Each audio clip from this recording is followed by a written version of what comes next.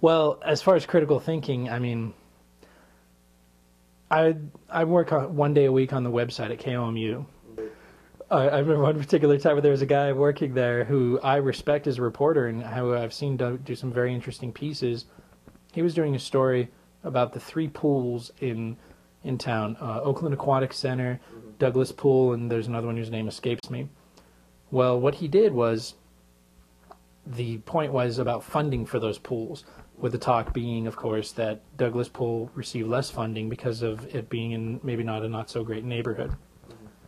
And I discussed it with him, and he said, well, they all receive the same funding.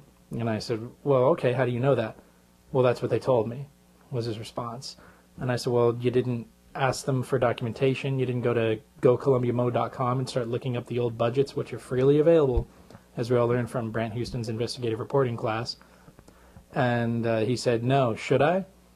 And I realized that while he was learning to be a and here's a kid, a good kid, he was learning to be a TV reporter and probably working his tail off, trying to learn all the technical stuff, learning how to stand, learning how to gesture. And if he would have taken investigative reporting, this simple thing would have been old hat to him. Just find the critical thinking. Someone said that to me. Well, is that true or not? Why trust your sources? Yeah, you trust your sources, but you always have to find some backup.